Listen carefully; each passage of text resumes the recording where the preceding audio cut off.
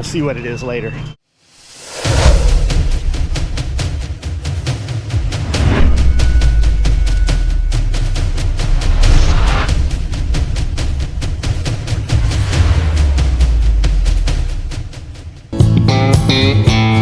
the last two little pumpkins, and they're not going to ripen. They're all mushy, so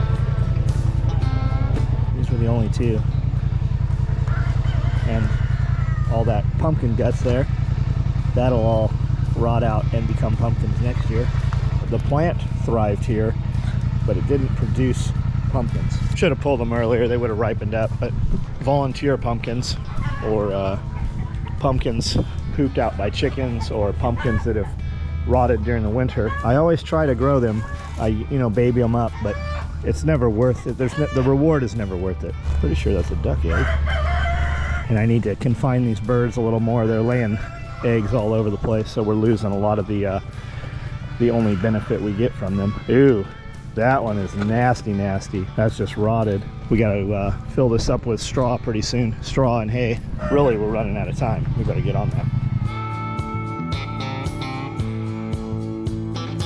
And here we have two little mice. Two small mice. One's missing part of its tail. Now these chickens have been kind of dumb lately. They definitely are not hungry. So before I give them any feed, we will offer them these mice while they're still hungry. Oh, there goes one. Okay, lost that one. How about this one? Oh, I don't even know where this one went. I don't see any chickens running around with mice, so looks like those mice got away. There's it, there it is. I don't see chickens running around fighting over a mouse. Maybe it got away. There it is.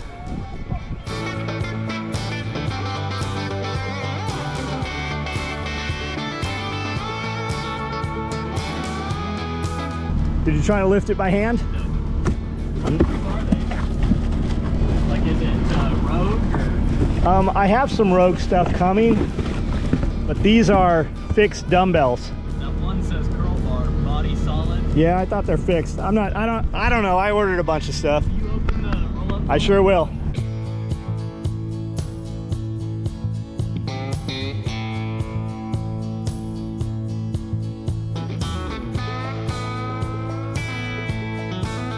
Man, having a tractor is the best. Beep, beep. I want to order enough gym equipment that the whole entire truck is filled of our delivery. It sounds like a lot of thousands of dollars. Oh, it is? A lot. We'll see what it is later. Back to the hotel. Hit the country club to pick up ML 80 West. Back to the hotel.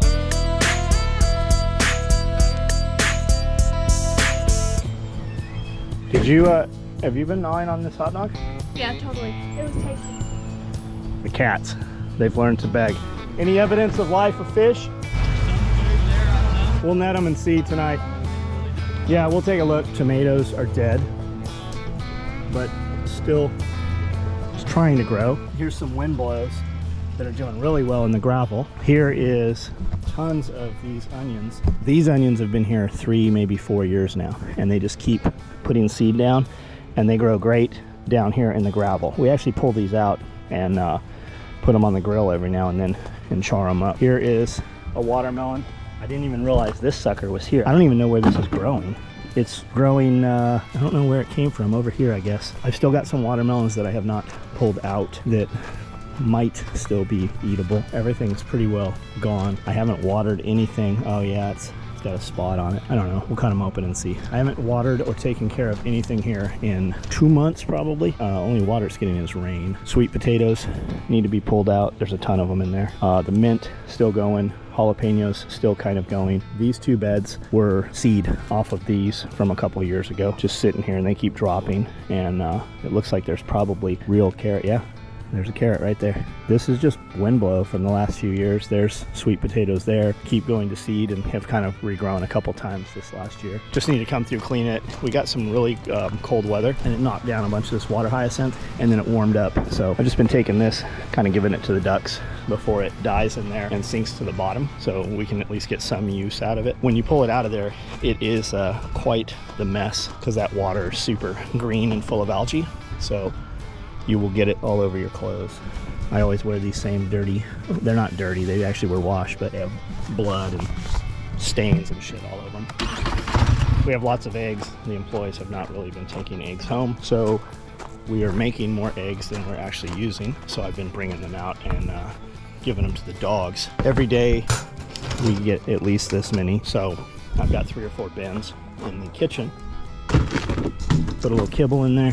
This is still ProPlan Purina Puppy, extra large, and it's almost impossible to find these large bags. These things used to be 50-pound bags, now they're 47, and typically what you see is a 35. And I think it's $90 for a bag of feed now. So put a little feed in here and then just crack a bunch of eggs over it.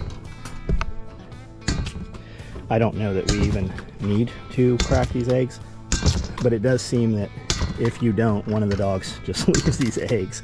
And then we have chickens kind of go rogue. You'll get one chicken that'll run off broody and start laying eggs under a car or in the bushes, and then the other birds find those eggs. For instance, the Range Rover is still up the hill.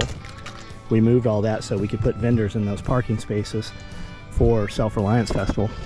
And I noticed I saw a couple eggs on the edge of the Range Rover. So when I looked under, there was a good 100 eggs probably under there. We have so many eggs we're producing that when the chickens run off and start laying other places, it doesn't even affect us. We don't even notice it. You want that? Go eat, buddy. Go eat. This pipe runs out of this shower house, so all the water from the shower runs into here, and a couple of our guys have been using the showers, so it is getting water down in here. We also had some rain this weekend. This knucklehead right here pulled the trees out that were planted here, at least the larger ones he's pulled out. I don't know what his deal is with this berm. That berm over there he hasn't pulled out, but this one here he has decimated. So I think what I have to do is probably, until they get rooted in well, put some T-posts around here and actually enclose this swale until it gets a good foothold. We're probably a little late for that right now. We actually went to Lowe's and Home Depot yesterday. A few weeks ago they had tons of trees, and now they have no trees. And the best time to plant trees really is right now, in the next few weeks, so that the tree just wakes up with spring and starts growing. But there are no trees because all the leaves fall off of the trees right now. And Lowe's and Home Depot and all those places, they can't really sell trees with no leaves. People don't buy them. Something was here. You can see asshole pulled this tree out right here. This was in there just the other day, and we can probably put it back in there and still save it. It is a pear of some sort. He pulled one out over there right after it was planted, and I put it back in with some T-posts and stuff, and he just jerked it back out of there. So it's going to take some doing. We're just gonna have to drive some posts around here to keep him out of here. Leaves are coming down, which will be good. They'll rot here. In the last few years, not last year, but several years prior, I went through here. I have an attachment for the lawnmower and also a tow behind for the four-wheeler that picks these leaves up. So we actually took all these leaves and put them in the upper hill up there in an enclosed area and let them compost down.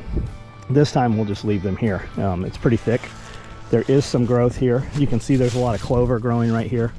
So it'll kind of hold these in place as they rot. Anything we put seed down, it'll just be a bonus. It'll just, you know, that much more nutrients, that much more to hold them in place. You can see all the fescue. We covered this entire place in fescue because it was fast growing, and we used a more expensive fescue, like a ball field fescue. So it's not like cow field fescue. It's not like clumping, but it washed, and then running the tractors over and over it, it kind of just ended up here. You can see how green it is, and this whole field was supposed to be like that. I hear Greg Judy talk about, you know, toxic fescue and how fescue is not good for animals, so I guess it's good that it didn't take a huge foothold. Something else I didn't know, clover.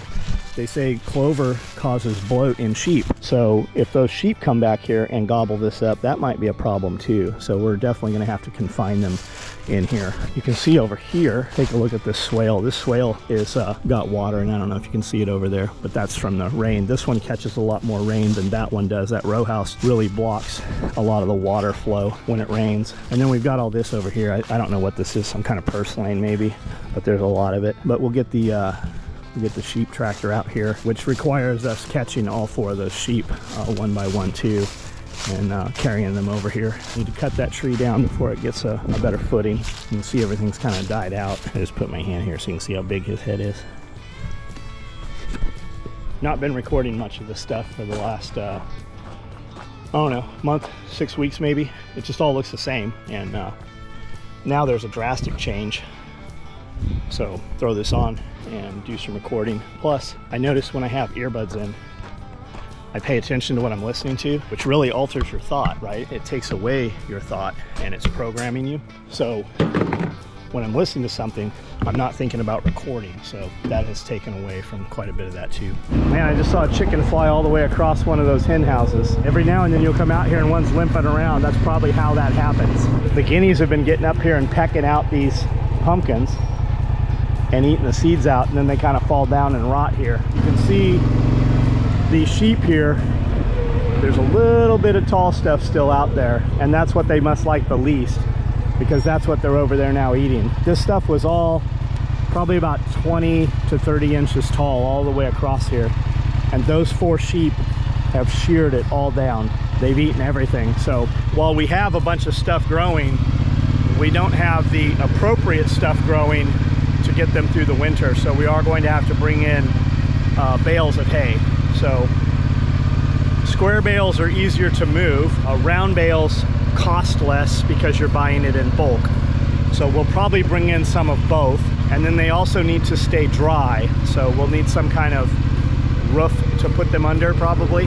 But the square bales could just go out there, no big deal. Power company came through, cut all these trees down in the front and left all this mess here.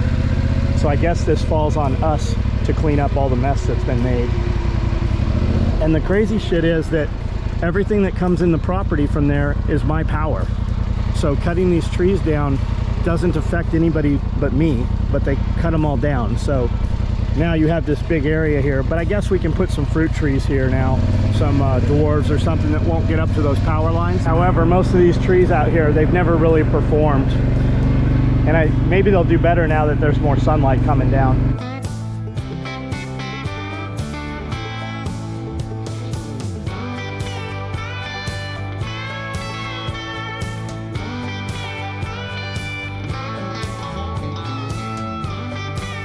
Here's all the guineas outside the wire. Too dumb to fly over the fence. They're just sitting here like they can't get through this gate. But they got through there somehow because that gate's been closed. See if any chickens have been depositing eggs over here. I see one, and I would say this is a duck egg here. You can see there's some Cornish crosses in here. Big fat hens. Those 2 Brahmas gravitated over here. Those were 2 of those new birds from this year. I see a zip tie over there. They're just all out here looking for feed. They can get through here. Really, I need to put some chicken wire across here so they can't walk through here. If they can get through, those ducks can too, and that's where that egg came from. Water hyacinth. Curious if the sheep will eat it. And they will in fact eat it. They are gobbling it down. Now whether they should eat it or not, I don't know. A lot of moisture in there. I don't know if that's good, bad, indifferent for them, because everything they eat is pretty well, you know, dry grass and stuff. Rabbits here, they'll gobble it down. They seem to love it. Don't know how much you should feed them or what percentage of diet this could be, but we still give these guys pellets and grass, but they do love that. They don't eat those hair roots, so that'll kind of clog the bottom of your cage up. So as soon as they're done eating it, if you pull those out, it's simple to get out, or let them dry real well and it's simple to get out.